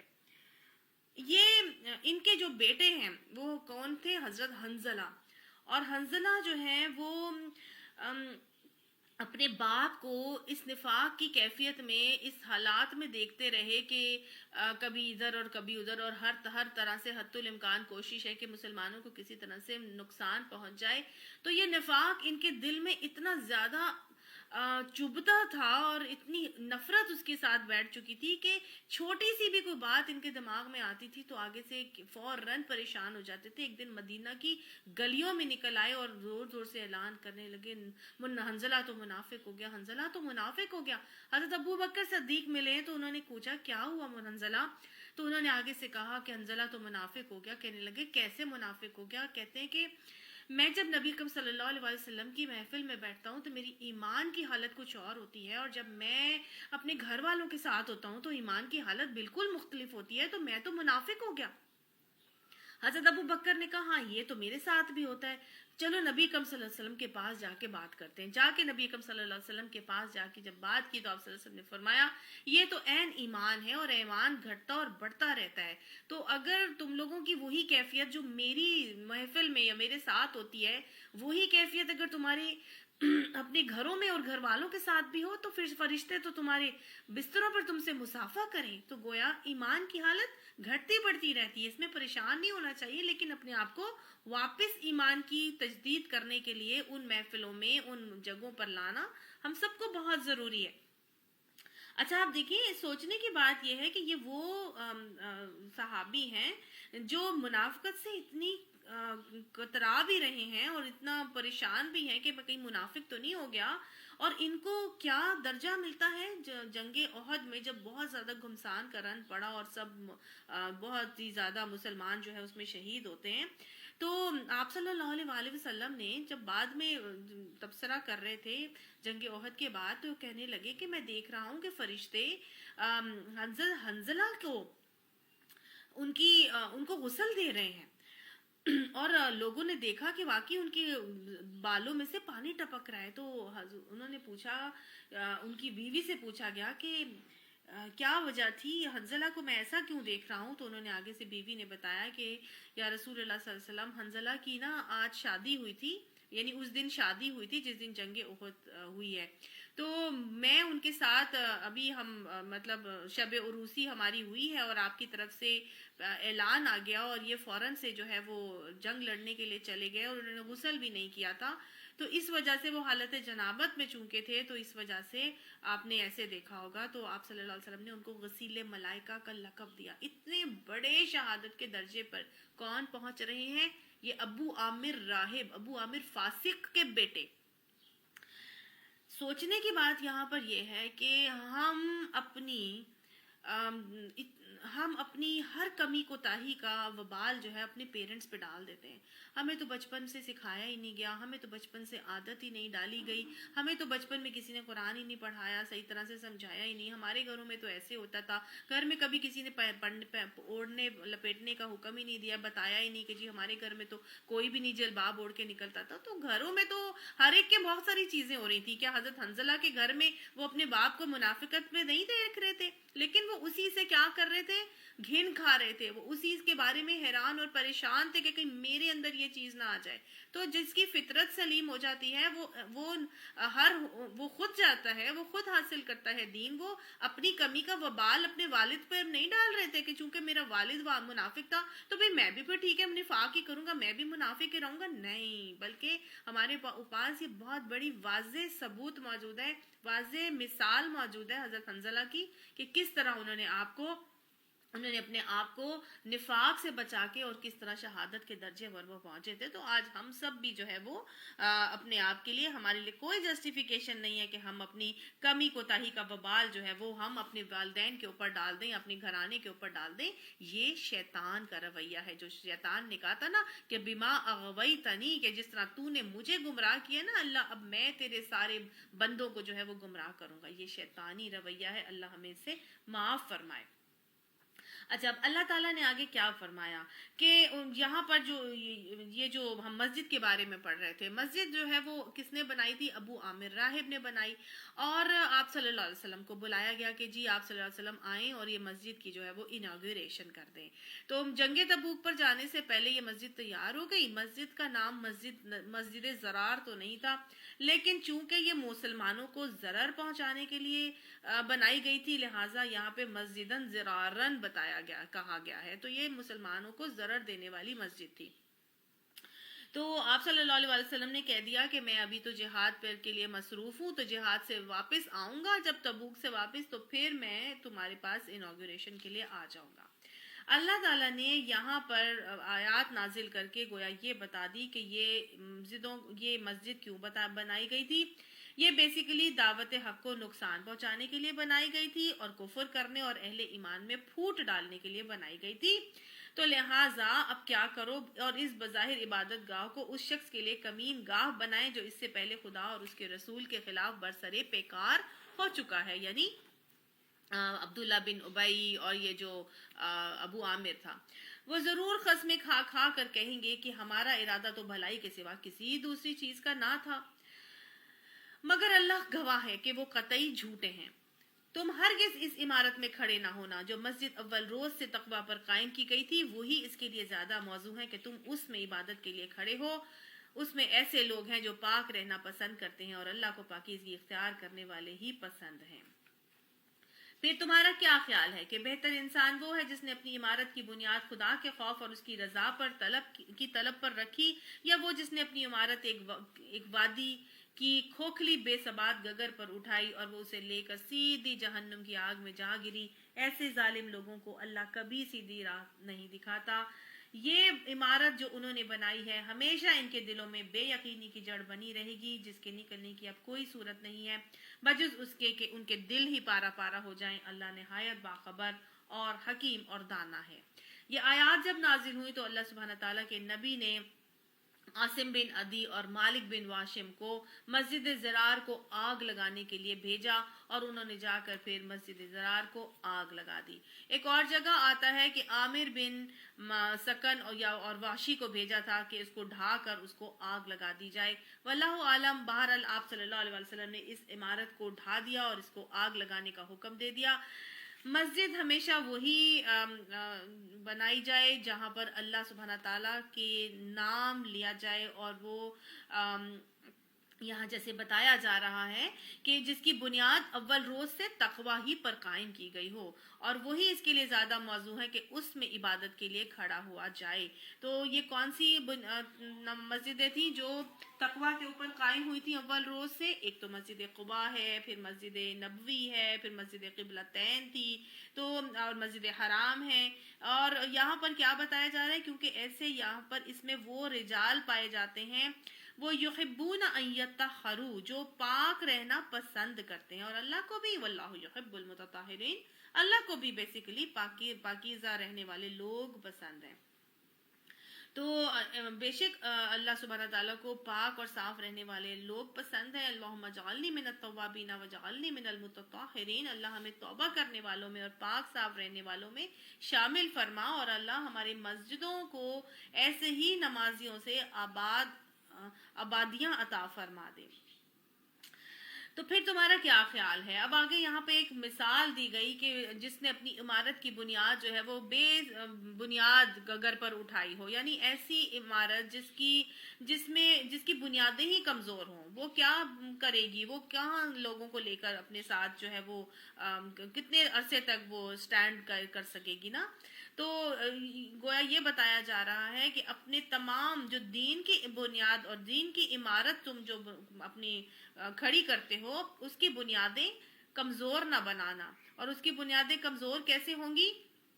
اگر عقیدے میں نفاق ہو، اپنے عقیدے میں منافقت ہوگی، تو پھر تمہاری دین کی عمارت جو ہے وہ کمزور ہوگی، اور ان المنافقین فی الدرک الاسفل من النار، اور پھر منافق جو ہے وہ اپنی عمارت کو کھڑا نہیں کر سکیں گے، بلکہ وہ کیا ہوگی؟ وہ سیدھی سے لے کر جہنم کی آگ میں جا گرے گی۔ اللہم طہر قلبی من نفاقی وعملی من الریاء ولسانی من الکذب وعینی من الخیانت فإنک تعلم من خائنۃ الاعین ولا تخفی الصدور، تو سینوں کے حال جانتا ہے، تو خائن آنکھیں جانتا ہے، اللہ تو ہمیں ان سب سے محفوظ فرما لے۔ اچھا جی، آگے اللہ سبحانہ تعالیٰ کیا فرما رہے ہیں؟ بڑی خوبصورت آیت ہے، آیت نمبر 111، ان اللہ اشتری من المؤمنین انفسهم واموالهم بان لهم الجنہ، بے شک اللہ نے سودا کر لیا ہے، خرید لیا ہے مومنوں سے ان کے جان اور ان کے مال جنت کے بدلے۔ اللہ نے جب مومنوں سے ان کے مال اور ان کی جانیں جنت کے بدلے خرید لیے ہیں۔ اب ایک سودے کی بات کی جا رہی ہے، اللہ نے کیا ہے سودا، کس سے ساتھ کیا ہے؟ مومنوں کے ساتھ سودا کیا ہے۔ اچھا، یہ آیت آپ تھوڑا سا پس منظر دیکھ لیجئے، یہ آیت کس کس حق میں نازل ہوئی؟ یہ آیت بیسیکلی بیعت عقبہ کرنے والوں کے حق میں نازل ہوئی تھی۔ یہ بیعت عقبہ کس نے کی تھی اور کب ہوئی تھی؟ 11 نبوی میں، مکی دور کے اندر حج کا موقع آیا تو حج کے اوپر 6 لوگ تھے جو مدینہ سے آئے تھے، اور انہوں نے آپ صلی اللہ علیہ وسلم کے ہاتھوں پر اسلام قبول کیا۔ اب جب وہ وہاں سے اسلام قبول کر کے مدینہ گئے تو اگلے حج پر اگلے سال 12 نبوی میں وہ پھر آئے، اور ان کے ساتھ کتنے لوگ تھے؟ 12 لوگ تھے۔ 6 کی تعداد کتنی ہو گئی؟ 12 ہو گئی، گویا تعداد شروع میں ہمیشہ ڈبل ہوگی۔ لیکن ان 6 میں سے 5 وہی تھے جو پرانے تھے، اور ایک وہ تھا جو کہ 7 مطلب نئے تھے۔ 5 پرانے، ایک ڈراپ آؤٹ ہو گیا۔ تو کچھ نہ کچھ ڈراپ آؤٹ ضرور ہوں گے۔ جب بھی ہم دعوت کے لیے نکلیں گے تو یہ اصول مجھے اور آپ کو یہاں سے نکل رہا ہے، اور ہمیں یاد رکھنا ہے، جب ہم دعوت کے لیے نکلیں گے نا تو ہمارے پاس جتنی بھی تعداد ہوگی اس سے ایک تو ہمیں پریشان نہیں ہونا، اس سے ہمیں یہ نہیں سوچنا کہ یہ کم ہے۔ کم ہمیشہ بڑھیں گے، اور بڑھیں گے اور ڈبل بھی ہوں گے، لیکن ڈبل میں ضروری نہیں ہے کہ وہ سب کے سب پہلے والے موجود ہوں، کچھ ان میں سے ڈراپ آؤٹ ہوں گے، ضرور ڈراپ آؤٹ ہوں گے۔ 6 میں سے آپ سسن کے پاس بھی 5 آئے تھے پرانے، اور باقی 7 جو تھے وہ نئے تھے۔ تو ایک اور اصول یہ ہے کہ جتنے بھی لوگ ہیں وہ اپنے ساتھ ایک ایک بندے کو ضرور ساتھ لے کر آئے، اور وہ انہوں نے اپنے لیے صدقہ جاریہ بنا لیا۔ تو مجھے اور آپ کو بھی یہاں پر یہی سمجھنا ہے کہ جب ہم دین کی دعوت کے لیے نکلیں گے تو انشاءاللہ ہم اپنے ساتھ ایک نہ ایک ساتھی ضرور لے کر آئیں گے، اور اس سے اور مزید پھر بڑھیں گے اور ان کو ہم صدقہ جاریہ بنائیں گے۔ پھر اس کے بعد کیا ہوا؟ پھر جب وہ 12 اسلام قبول کر کے جاتے ہیں تو ان کے ساتھ مصعب بن عمیر کو آپ صلی اللہ علیہ وسلم بھجواتے ہیں، اور مصعب بن عمیر کے ساتھ جب وہاں پہ مدینہ میں تبلیغ ہوتی ہے، اللہ کی مدد سب کی شامل حال ہوتی ہے، ہر طرح کی مدد ملتی ہے، تو پھر 75 لوگ جو ہیں وہ آتے ہیں اور آ کے آپ صلی اللہ علیہ وآلہ وسلم کے ہاتھوں پر اسلام قبول کیا جاتا ہے۔ تو اب دیکھیے بیعت عقبہ ثانیہ کے اندر 75 لوگ آ رہے ہیں، جن میں سے کچھ خواتین بھی ہیں، اور میرا خیال ہے کہ کوئی 4 یا 2 خواتین تھی اور بچے تھے، باقی 70 مرد جو ہے وہ آتے ہیں۔ اب آپ دیکھیے یہ تعداد کہاں گئی؟ 6 سے لے کے 12 ہوئی، 12 کے بعد 5 ٹائمز 6 ٹائمز مطلب بڑھ گئی تعداد، اتنی زیادہ بڑھ جاتی ہے۔ تو ہمیں اپنا دعوت کا کام انجام دیتے رہنا چاہیے، اور کبھی بھی اس بارے میں ہمیں پریشان نہیں ہونا چاہیے کہ لوگ کم ہو گئے، اللہ تعالیٰ کی مدد شامل حال ہی رہے گی۔ اخلاص اور اپنی ثابت قدمی کے ساتھ اپنا معاملہ کرتے رہیے، انشاءاللہ اللہ کی مدد کے ساتھ یہ دعوت ضرور بڑھے گی اور صدقہ جاریہ ضرور بڑھتے چلے جائیں گے۔ تو یہ وہ لوگ تھے 75 جو آئے تھے، جنہوں نے اپنی جان اور مال نبی اکرم صلی اللہ علیہ وسلم اور ان کے دین کی حفاظت کرنے کے لیے اللہ سے وعدہ کر لیا اور سودا کر لیا تھا کہ ہاں ہم سب جو ہیں وہ رضامند ہیں، ہم اپنی جانوں اور مالوں سے جنت کے سودے کرنا چاہتے ہیں، آپ ہمارے ساتھ آئیے اور یہاں پر آ کے ہمارے ساتھ ہمارے شہر میں، ہمارے ملک میں، مدینہ میں آ کے اسلام کی تبلیغ کا معاملہ کر لیجئے۔ تو قرآن صرف اس زمانے کے لیے تو نہیں آیا نا، یہ آیت بے شک ان کے لیے آئی اور انہوں نے اپنی جان و مالوں سے سودے کیے، لیکن ھذا بلاغ للناس، یہ تو پورے کے پوری انسانیت کے لیے قرآن آیا ہے، اور یہ سودا میرے آپ کے سب کے لیے آج بھی اس سودے کے اور اس بیع اور اس تجارت کے دروازے جو ہیں وہ کھلے ہیں۔ اچھا، سودے میں جب بھی ہم دنیا میں کوئی چیز کا سودا کرتے ہیں تو کیا ہوتا ہے؟ سب سے پہلے اگر ہمیں کوئی چیز خریدنی ہوتی ہے، آپ سب خواتین ہیں، مرد جو بھی اپنے سودے کرتے ہیں، کیا کرتے ہیں؟ ہم جب کوئی چیز خریدنے جاتے ہیں تو ہم کوئی چیز لین دین کرتے ہیں تو ہم سب سے پہلے تو ایک چیز پر رضامندی ظاہر کرتے ہیں کہ ہاں میں نے یہ خریدنا ہے، اور دوسرا یہ رضامندی ظاہر کرتا ہے کہ ہاں میں نے یہ بیچنا ہے۔ آپ کسی دکان پہ جا کے اگر ایک دکاندار کہے کہ یہ میں نے بیچنے کے لیے نہیں رکھا، تو آپ زبردستی وہ چیز نہیں خرید سکتے، ہے کہ نہیں؟ جب تک کہ وہ رضامند نہیں ہوگا، تو گویا رضامندی دونوں کی ہونا بہت ضروری ہے۔ پھر کیا ہوتا ہے؟ اس سودے کی قیمت طے کر لی جاتی ہے، یہ بھی طے کیا جاتا ہے کہ اس قیمت کو کب چکایا جائے گا، اس کی مدت، اس کی میعاد جو ہے نا، مہلت، وہ مقرر کر دی جاتی ہے۔ یہ بھی مقرر کیا جاتا ہے کہ میں نے یکمشت دینی ہے، قسطوں میں نہیں دینی، میں ابھی دوں گی اور میں اپنی یہ چیز اٹھاؤں گی، ایسا ہی ہوتا ہے نا۔ عمومی طور پر یکمشتی چیز دی اور لی جاتی ہے۔ پھر جب دینے والا جو چیز دے رہا ہوتا ہے نا، تو لینے والا اس کو الٹ پلٹ کر کے اچھی طرح سے دیکھتا ہے کہ ہاں میں یہ چیز میری صحیح ہے، اس کو کوئی مسئلہ تو نہیں ہے، اور جو دے رہا ہوتا ہے چیز، وہ بھی قیمت کو جو ہے وہ اچھی طرح سے الٹ پلٹ کر کے دیکھتا ہے کہ نوٹ اصلی ہے، جعلی تو نہیں ہے، نقلی تو نہیں ہے، ایسا ہی ہوتا ہے نا۔ اور پھر کیا ہوتا ہے؟ پورے کا پورا آپ ہینڈ اوور کرتے ہیں نوٹ، اور وہ پورے کا پورا ہینڈ اوور کرتا ہے وہ چیز آپ کو، یہ تو نہیں کرتا کہ وہ کہے نہیں تھوڑا تھوڑا کر کے دے دیتا ہوں، ابھی آپ یہ لے جاؤ پارٹس اینڈ پارسلز میں اب تم آپ کو یہ دوں گا، ایسا نہیں ہوتا۔ اور اگر کوئی اپنا قیمت بھی ادا نہ کرے تو سودا ٹرمینیٹ ہو جاتا ہے، ایسا ہی ہوتا ہے۔ چلیں، اب یہ بات تو ہمیں اب سمجھ میں آ گئی۔ یہاں پر سودا کس کے ساتھ ہو رہا ہے؟ اللہ کے ساتھ، اور کون کر رہا ہے؟ مومن کر رہا ہے۔ کس چیز کا سودا ہو رہا ہے؟ جنت کا سودا ہو رہا ہے، اور کس چیز کے بدلے ہو رہا ہے؟ قیمت کیا دی جا رہی ہے؟ جانیں اور مال، مومنوں کی جانیں اور مال جنت کے بدلے خریدی جا رہی ہیں۔ اللہ سے خرید رہے ہیں، کون خرید رہے ہیں؟ مومن۔ بیچ کون رہا ہے؟ اللہ تجارت سے تجارت کا معاملہ ہو رہا ہے، تو یہ معاملہ مومن کر رہا ہے۔ اب دونوں کی رضامندی ضروری ہے۔ اب مومن کو تو اللہ نے جنت کا راستہ سمجھا دیا ہے، مجھے اور آپ کو یہ سوچنا ہے، کیا ہم یہ سودا کرنے کے لیے راضی ہیں؟ کیا ہم اللہ تعالیٰ سے یہ سودا کرنا چاہتے ہیں؟ کیا ہم جنت کو پانا چاہتے ہیں؟ کیا ہم جنت کو حاصل کرنے کے لیے اپنی جان اور مال کی قیمت چکانا چاہتے ہیں؟ اور اگر چکانی ہے, ہم اس کے لیے تیار ہیں, تو یہ قیمت پھر ہم نے کب چکانی ہے؟ کیا مرنے کے بعد؟ کیا آپ نے فرمایا تھا کہ خرچ کرو اس سے پہلے کہ جان لبوں پر آ جائے اور تم یہ کہنے لگو کہ یہ فلاں کو دے دو, یہ فلاں کو دے دو؟ اے ابن آدم, اب یہ مال تیرا نہیں, تیرے وارثوں کا ہے. تو گویا اس زندگی کی مہلت عمل میں ہی ہم نے اس سودے کو کرنا ہے. زندگی کی برف پگھلنے سے پہلے ہی ہم نے اس سودے کو کرنا ہے نا. اور پھر جب سودا کریں گے اس زندگی کی مہلت میں, ہم نے سمجھ لیا اللہ تعالیٰ سے کہ ہاں ہم نے اس زندگی میں اپنی جان بھی اللہ کو دینی ہے, کہ جان دی ہوئی اسی کی تھی. حق تو یہ ہے کہ حق ادا نہ ہوا, اللہ تیری چیز تھی, تو نے دی تھی, تو لیتا ہے تو لے لے, تو میرا تو جو ہے جتنا بھی میں اس کے لیے کر سکوں میرے لیے کم ہے. اللہ تیری چیز تھی, تو لے لے اور مجھے اس پر راضی برضا کر دے.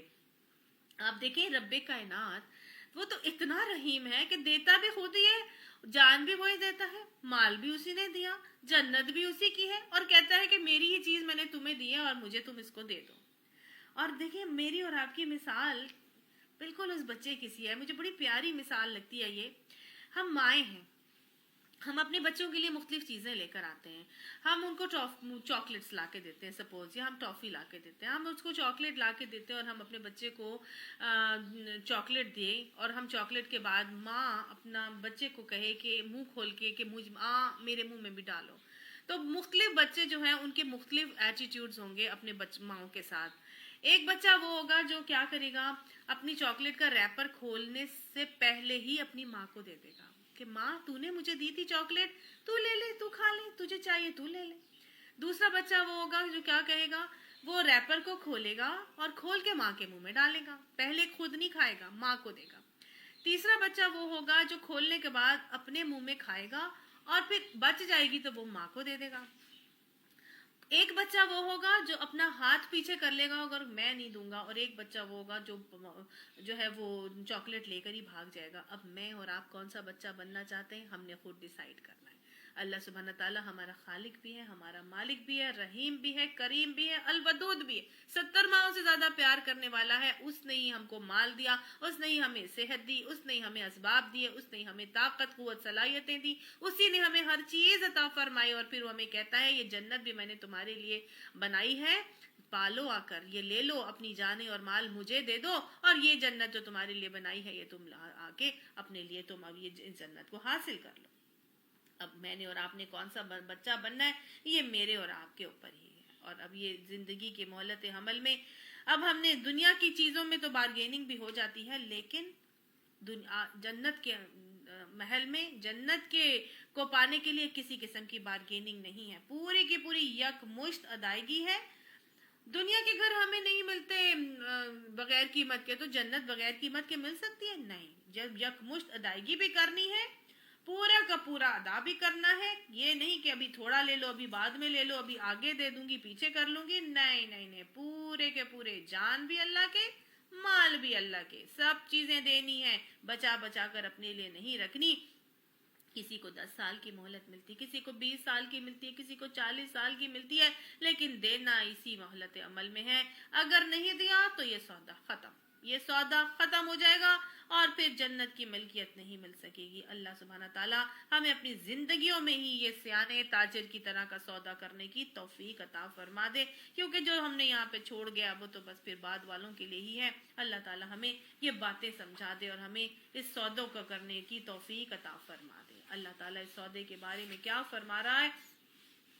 حقیقت یہ ہے وہ اللہ کی راہ میں لڑتے ہیں, یعنی کہ جان اور مال اللہ کی راہ میں جب دیتے ہیں جنت کے لیے تو وہ اللہ کی راہ میں لڑتے ہیں, وہ نکل آتے ہیں, وہ اپنی جان کی پرواہ نہیں کرتے, مارتے ہیں اور مرتے ہیں. ان سے جنت کا وعدہ اللہ کے ذمہ ایک پکا وعدہ ہے, وعدن علیہ حقن, اللہ کی طرف, اللہ کے اوپر پکا وعدہ ہے, سچا وعدہ ہے. فی التوراتی, تورات میں بھی, والانجیل, اور انجیل میں بھی, والقرآن, اور قرآن میں بھی, یعنی تینوں کتابوں کا تذکرہ کر کے اللہ نے بتا دیا کہ یہ سودا کتنا ریلائبل ہے. اور پھر اللہ نے کہا وعد اللہ حقن, سچا ہے.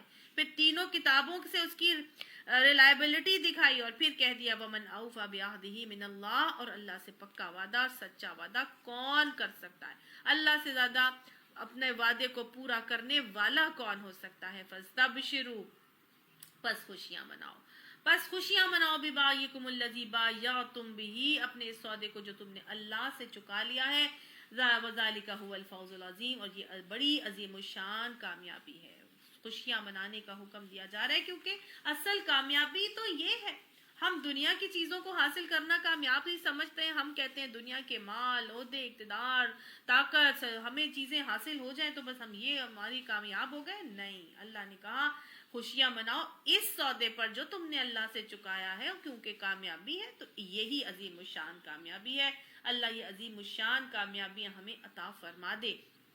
اب جب عظیم الشان کامیابی حاصل کرنا چاہتے ہو تو دیکھ لو آگے ان صفات کو اپنا لو جو بتائی جا رہی ہیں۔ کون لوگ ہیں جو یہ عظیم الشان کامیابی حاصل کرتے ہیں؟ التائبون، وہ توبہ کرنے والے ہوتے ہیں، اپنے سارے اعمال پر اللہ کے حضور گڑ گڑاتے ہیں، جو غلط اعمال ہو گئے ہیں ان پہ توبہ تائب ہوتے ہیں۔ کہ نبی صلی اللہ علیہ وسلم نے فرمایا تھا نا، خوش ہو جائے تم میں سے وہ شخص جو اپنے نام اعمال میں استغفار کی کثرت کو پائے۔ یہ استغفار ہی تو ہیں جو ہمیں اللہ کی رحمت کو متوجہ کرنے کا باعث بنتے ہیں، جو اللہ کی بخشش کا ہمارے حق میں لے کر آتے ہیں، اور جو انشاءاللہ ہمیں مشکلات سے نکلنے کا راستہ بھی دیں گے، اور ہمارے لیے اللہ کی طرف سے ایسی جگہوں سے رزق عطا فرمائیں گے جس کا ہمیں گمان بھی نہیں ہوگا۔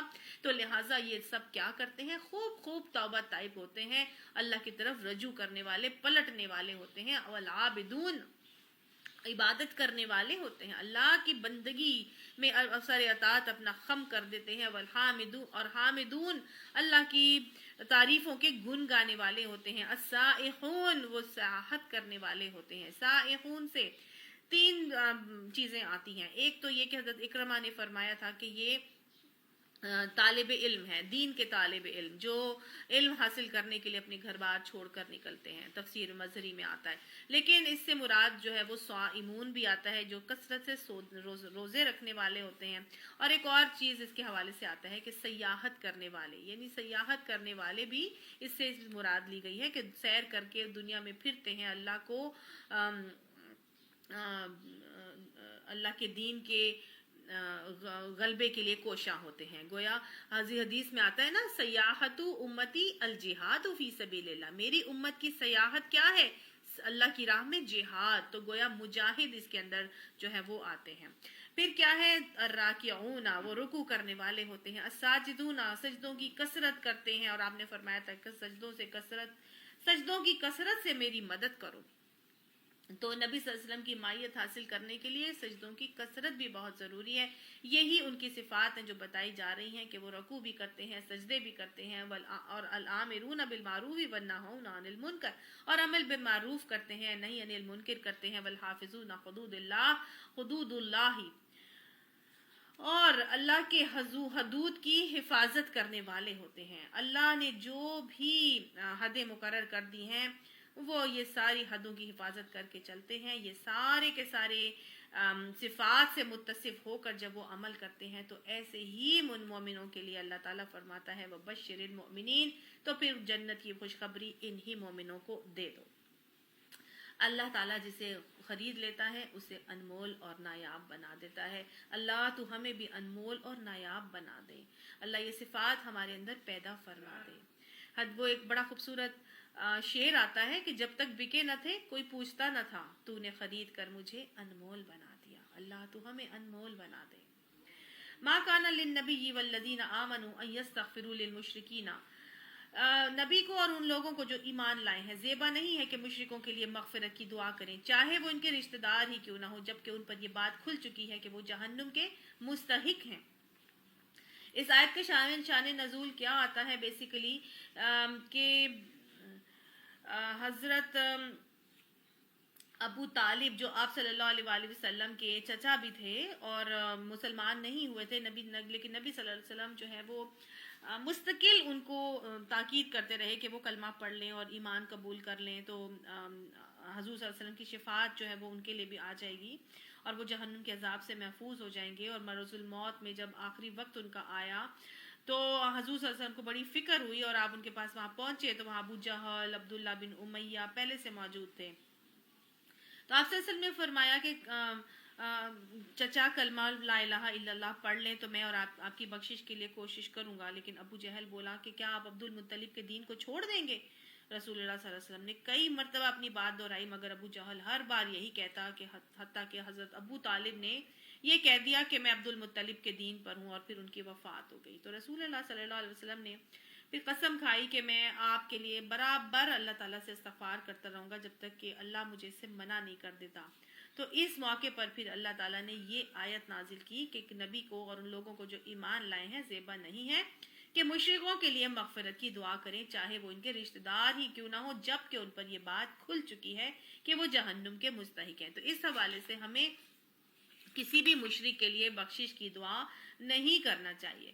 اب اس پر بعض لوگوں کو یہ شبہ ہوا کہ ابراہیم علیہ السلام نے بھی تو اپنے باپ کے لیے دعا کی تھی نا، تو پھر اللہ تعالیٰ نے اس کے حوالے سے دوسری آیت جو ہے وہ آگے نازل کی کہ ابراہیم علیہ السلام نے تو اپنے باپ کے لیے جو دعائے مغفرت کی تھی وہ تو اس وعدے کی وجہ سے تھی جو اس نے اپنے باپ سے کیا تھا، یعنی کہ حضرت ابراہیم علیہ السلام نے اپنے والد سے جب ان کو نکال دیا گیا تھا، وہاں سے ملک بدر کر دیا گیا تھا، تو حضرت ابراہیم علیہ السلام نے اللہ تعالیٰ اپنے والد سے کہا تھا کہ میں آپ کے لیے اپنے رب سے دعا کروں گا کہ آپ کو اللہ معاف کر دے، اور وہ میرے اوپر نہایت مہربان ہے۔